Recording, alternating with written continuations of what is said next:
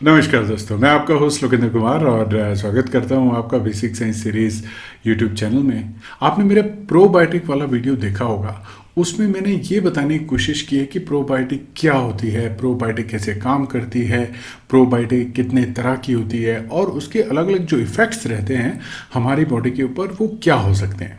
साथ ही साथ मैंने जो प्रिकॉशंस हैं वो भी डिस्कस किया आपके साथ। अगर वो वीडियो आप देखना चाहें इस वीडियो से पहले तो मैं रेकमेंड करूंगा आप वो वीडियो देखें ताकि प्रोबायोटिक के बारे में जानें। इस वीडियो में हम प्रीबायोटिक और प्रोबायोटिक के बीच में अंतर को डिस्कस करेंगे, जानने की कोशिश करेंगे प्रोबायोटिक क्या होती है और प्रीबायोटिक और प्रोबायोटिक के बीच में अंतर क्या रहता है। तो चलिए वीडियो शुरू करते हैं।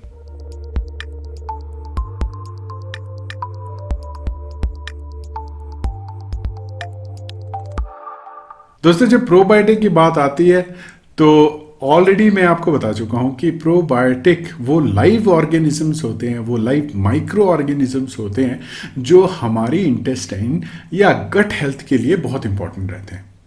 हमने जाना था उस वीडियो में कि किस तरह से जो फूड हम कंज्यूम करते हैं वो हमारी बॉडी में अलग अलग कैनल के थ्रू जब इंटेस्टाइन में पहुंच जाता है तो वहाँ पे जो माइक्रो ऑर्गेनिजम्स होते हैं वो किस तरह से उसकी डाइजेशन में हेल्प करते हैं, किस तरह से जो माइक्रो ऑर्गेनिजम्स हैं वो हमारी हेल्थ के लिए इंपॉर्टेंट होते हैं। हमने स्कीमेटिकली एक मेरे वीडियो में मैंने बताने की कोशिश की है कि किस तरह से जो गट माइक्रोब्स हैं वो हमारे इम्यून सिस्टम को बूस्ट करते हैं। तो बहुत सारी स्टडीज़ हैं, साइंटिफिक स्टडीज़ हैं जिससे ये पता चला है कि गट माइक्रोब्स का हमारी बॉडी के ऊपर इम्पैक्ट रहता है। वो कितना रहता है, वो कहाँ तक रहता है, वो अलग अलग इंडिविजुअल के ऊपर डिपेंड करता है, अलग अलग ऑर्गेनिजम्स के ऊपर डिपेंड करता है, कौन कौन से ऑर्गेनिज्म आपकी बॉडी में प्रेजेंट है। उसके बेसिस के ऊपर जो रिसर्च हुई है तभी आपके पास अलग अलग तरह के प्रोबायोटिक्स प्रोडक्ट्स आपको मिलेंगे। और आप हमेशा कंफ्यूज रहते हैं कि कौन सा प्रोडक्ट आपको लेना चाहिए, कौन सा प्रोडक्ट आपको नहीं लेना चाहिए। बहरहाल वो एक लंबी डिस्कशन है और वो आपके हेल्थ रिलेटेड है। तो जब भी आप कोई भी प्रोडक्ट कंज्यूम करना चाहते हैं तो मेरा सजेशन हमेशा से आपको यही रहता है कि आप जो है एक मेडिकल डॉक्टर की एडवाइस ज़रूर लें, क्योंकि उस वक्त आपके हेल्थ की बात हो रही है। इन्फॉर्मेशन आप कहीं से भी ले सकते हैं। ये एक वीडियो जो मैं बना रहा हूँ इन्फॉर्मेटिव वीडियो है और आपको बताने की कोशिश कर रहा हूँ कि किस तरह से उस प्रोसेस का रोल रहता है। और ना ही मेरी कोई इंटेंशन है कि आपको स्पेसिफिकली कोई चीज़ जो है वो प्रमोट करूं। ये टोटली साइंस बेस्ड वीडियो है और जो भी इंफॉर्मेशन मेरे पास अवेलेबल है उसी को ही एक बेसिस लेके आपके साथ डिस्कस करता हूं मैं। तो प्रोबायोटिक के बारे में हमने ये जाना था कि वो लाइव ऑर्गेनिजम्स होते हैं जो हमारी बॉडी में रहते हैं। और एक और फैक्ट मैं आपको बताना चाहता हूँ कि हमारी बॉडी में इतने ज़्यादा ऑर्गेनिजम्स होते हैं, माइक्रो ऑर्गेनिजम्स रहते हैं कि टोटल हमारी बॉडी में जितने सेल्स हैं उनसे भी ज़्यादा माइक्रो ऑर्गेनिजम्स रहते हैं, क्योंकि माइक्रो ऑर्गेनिजम्स का साइज जो होता है वो छोटा होता है सेल से, इसलिए उनका नंबर हम ज़्यादा कंसिडर करते हैं और हम जानते हैं इनके बगैर हम सरवाइव नहीं कर सकते। तो इस कॉन्सेप्ट को लेके, इस पर्टिकुलर कॉन्सेप्ट को सेंटर में रख के ये ऑब्जर्व किया गया है कि माइक्रो ऑर्गेनिजम्स जो है हमारी बॉडी के लिए बेनिफिशियल रहते हैं, स्पेशली जो हमारे गट माइक्रोब्स होते हैं। तो गट माइक्रोब्स को अगर हम कैटेगराइज करें तो कुछ एक माइक्रो ऑर्गेनिजम्स रहते हैं जो हमारी बॉडी को बहुत बेनिफिशियल या बेनिफिट इफेक्ट जो है प्रोवाइड करते हैं।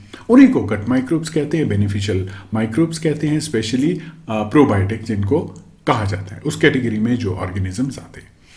तो प्रोबायोटिक तो हो गए आपके जो माइक्रो ऑर्गेनिजम्स हैं और उनके जो बेनिफिट हमें मिलते हैं उस पर्टिकुलर कंसोर्शियम को, उस ग्रुप ऑफ माइक्रो ऑर्गेनिजम्स को हम प्रोबायोटिक कहते हैं। अब नेक्स्ट आता है कि प्रीबायोटिक क्या है। प्रीबायोटिक वो फूड होता है जो प्रोबायोटिक कंज्यूम करते हैं, यानी माइक्रो ऑर्गेनिजम्स को भी फूड चाहिए, वो आपके सेल्स को तो खाएंगे नहीं। Specially beneficial micro organisms, harmful और बेनिफिशियल माइक्रो ऑर्गेनिज्म में यही डिफरेंस रहता है। जो हार्मफुल होते हैं वो आपकी बॉडी के ऊपर अटैक करते हैं, एग्जाम्पल मैं आपको बता दूं, साल्मोनेला टाइफी। जब भी टाइफाइड होता है, इसको एंटेरिक फीवर भी कहते हैं, तो हमारे इंटेस्टाइन के ऊपर इसका इम्पैक्ट रहता है, वहाँ पे डिस्ट्रक्शन होती है, वो हमारी बॉडी पे अटैक करता है। ऐसे ऐसे टॉक्सिन्स या ऐसे ऐसे सिक्रीशंस रिलीज होते हैं जो हमारी बॉडी को हार्म करते हैं। लेकिन जो बेनिफिशियल माइक्रो ऑर्गेनिजम्स हैं, जो प्रोबायोटिक्स हैं, वो हमारी बॉडी को बेनिफिट्स प्रोवाइड करते हैं, वो हमारी बॉडी को हार्म नहीं करते हैं। तो हमें इनको फूड प्रोवाइड करना है, तो ऐसा फूड हम प्रोवाइड कर सकते हैं जो सिर्फ ये ऑर्गेनिज्म जो है वो डाइजेस्ट करें, यानी हमारी बॉडी उसको डाइजेस्ट ना कर पाए। उस फूड को हम प्रीबायोटिक कहेंगे। तो हमेशा जो है, अगर आप प्रोबायोटिक लेना चाहते हैं तो उसके साथ में जो है प्रीबायोटिक की कॉम्पोजिशन को भी जरूर कंसीडर कीजिए। प्रीबायोटिक के बारे में इससे पहले जानते तो आप जरूर कंसल्ट करते किसी डाइटिशियन के साथ में या किसी डॉक्टर के साथ में। तो इसलिए ज़रूरी हो जाता है, जो नॉलेजेबल पर्सन है, अगर आप कोई भी चीज़ लेना चाहते हैं तो उसके साथ में भी बहुत सारी चीज़ें जुड़ी होती हैं जो एक एक्सपीरियंस पर्सन ही आपको बता सकता है। इसीलिए मैं हमेशा रेकमेंड करता हूं कि आप जो है, जो एक्सपर्ट है उस एरिया में, जिनको काफ़ी साल का एक्सपीरियंस है, उनके साथ ज़रूर बात कीजिए।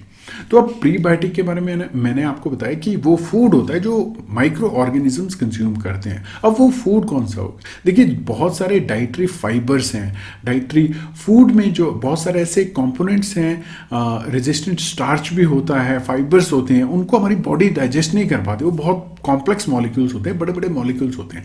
अब हमारी बॉडी में जो डाइजेशन जो प्रोसेस होती है वो एंजाइम्स के थ्रू होती है, या तो कुछ एक केमिकल कंडीशंस हम प्रोवाइड करते हैं। स्टमक में पीएच है, इंटेस्टाइन में एंजाइम्स हैं, और पीएच वेरी करती है तो एंजाइम उनके ऊपर एक्ट करते हैं, उसी वजह से डाइजेशन होती है। कोई मैकेनिकल ग्राइंडिंग तो हो नहीं रही है, मैक्सिमम जो हम करते हैं वो माउथ में करते हैं। तो अब इंटेस्टाइन में फूड पहुंच चुका है, तो बहुत सारे ऐसे रेजिस्टेंट फाइबर्स होते हैं प्लांट में जो कि डाइजेस्ट नहीं हो पाते हैं, और प्रोबायोटिक उनको एफिशिएंटली डाइजेस्ट कर सकते हैं। तो अगर आप प्रोबायोटिक के साथ प्रीबायोटिक फूड भी ले रहे हैं और उन माइक्रो ऑर्गेनिजम्स को उनका बेनिफिट हो रहा है, तो साथ ही साथ आपको भी होगा, क्योंकि एक तो माइक्रोफ्लोरा जो है वो डाइवर्सिफाई हो जाएगा, उनकी पॉपुलेशन इंक्रीज होगी। साथ ही साथ अगर उनकी पॉपुलेशन इंक्रीज हुई तो आपकी गट हेल्थ भी इंप्रूव हो सकती है। जब भी आप गूगल पे सर्च करेंगे, गूगल स्कॉलर पे आप जरूर सर्च कीजिए, वहाँ पे जो स्टडीज आपको मिलेंगी, आर्टिकल्स आपको मिलेंगे, बहुत सारे आर्टिकल्स में आपको ये रिलेशनशिप मिलेगा, जिसमें बताया गया है कि आपकी जो हेल्थ है उसकी इंप्रूवमेंट रहती है गट माइक्रोब्स के थ्रू। और आप नोट करेंगे, जब भी आप हार्मफुल केमिकल्स यूज करते हैं, मान लीजिए एग्जांपल देता हूं मैं, अल्कोहल अगर आप कंज्यूम कर रहे हैं बहुत सारी मात्रा में, तो वो आपके गट माइक्रोब्स को अफेक्ट करेगा, ऑब्वियसली करेगा, और उससे आपकी गट हेल्थ पे बहुत बुरा इंपैक्ट पड़ सकता है। तो अल्कोहल से ना ही आपके लीवर के ऊपर इंपैक्ट पड़ा, पर आपके गट हेल्थ पे भी उसका इंपैक्ट पड़ सकता है। तो अगर आपको गट हेल्थ को बचाना है, तो आप जो कंज्यूम कर रहे हैं, जो चीज़ें आप खा रहे हैं, उस पे जो है ध्यान देना बहुत ज़रूरी है। तो यहाँ पे इस वीडियो में देखिए, हमने जानने की कोशिश की कि प्रोबायोटिक में क्या डिफरेंस है प्रीबायोटिक से, और साथ ही साथ थर्ड जो वर्ड यूज़ करते हैं हम, एंटीबायोटिक यूज़ करते हैं। तो ये तीनों जो हैं, इनको समझना जरूरी है। एंटीबायोटिक वो केमिकल कंपाउंड है जो माइक्रो ऑर्गेनिज्म को किल करता है, इंक्लूडिंग हार्मफुल, बेनिफिशियल, एवरीथिंग। आपकी बॉडी में जितने भी ऑर्गेनिज्म हैं, अगर उनके अगेंस्ट जो है वो एंटीबायोटिक काम करती है, तो आपके सारे ऑर्गेनिजम्स क्लीन हो जाएंगे। ये सबसे बड़ा ड्रॉबैक माना गया है एंटीबायोटिक का, और एंटीबायोटिक्स को हम एक्सक्लूड नहीं कर सकते। क्यों? क्योंकि एंटीबायोटिक जो है वो बहुत ही इफेक्टिव है, वो पर्टिकुलर ऑर्गेनिजम्स को किल करती हैं। स्पेशली बैक्टीरियल इन्फेक्शन के बारे में बात कर रहा हूं मैं, इसीलिए एंटीबायोटिक की बात हो रही है यहाँ पे। वायरसेस या वायरल इन्फेक्शन की बात नहीं हो रही है। वायरल इन्फेक्शंस में कोई भी एंटीबायोटिक रेकमेंड नहीं करता है। और एंटीबायोटिक जब आप लेते हैं तो आपका normal microflora as well as harmful microflora दोनों ही क्लियर हो जाते हैं। तभी रेकमेंड किया जाता है कि उसमें आप दही खाएं, ऐसी चीज़ें खाएं जिसको प्रोबायोटिक फूड कहा गया है। तो माइक्रो ऑर्गेनिजम्स में आपके सिर्फ जो है बैक्टीरिया ही इंक्लूड नहीं होते जब हम प्रोबायोटिक की बात करते हैं। Range of different types of microorganisms are there. और अभी मैं आपको ये बता दूं कि सारे माइक्रो ऑर्गेनिजम्स तो हमें पता भी नहीं है हमारे गट में किस तरह का जो है कंडीशन, कैसी एनएरोबिक कंडीशन रहती है और कौन से ऑर्गेनिज्म वहाँ पे प्रेजेंट होंगे। 100% जो है हम उनको जान नहीं पाए हैं। आज की डेट में हमें नहीं पता है कि हमारे गट में कौन से ऑर्गेनिजम्स रहते हैं और कैसे वेरी करता है। तो दोस्तों, इस वीडियो में हमने जाना प्रीबायोटिक्स क्या होती हैं, पोस्टबायोटिक क्या होती हैं। पोस्टबायोटिक के बारे में अभी हमने नहीं जाना, पोस्टबायोटिक का वीडियो लेके आऊँगा मैं अगले डिस्कशन टॉपिक में, उसको भी इंक्लूड करेंगे। और हमने एंटीबायोटिक के बारे में जाना, तो इसमें हमने प्रीबायोटिक के बारे में जाना, प्रोबायोटिक के बारे में जाना और एंटीबायोटिक के बारे में जाना है। देखिए सिमिलर टर्म्स हैं, इनके बीच में डिफरेंस आपको पता होना चाहिए। और पोस्टबायोटिक को लेके एक और वीडियो लेके आऊँगा मैं, तो बने रहेगा इस वीडियो चैनल में। अगर आपको कंटेंट पसंद आता है तो ज़रूर सब्सक्राइब करें और सपोर्ट करें। तो चलिए मिलेंगे अगले वीडियो में, जिसमें हम इसी तरह की इन्फॉर्मेशन आपके साथ शेयर करेंगे। तो तब तक के लिए दीजिए इजाज़त। धन्यवाद दोस्तों।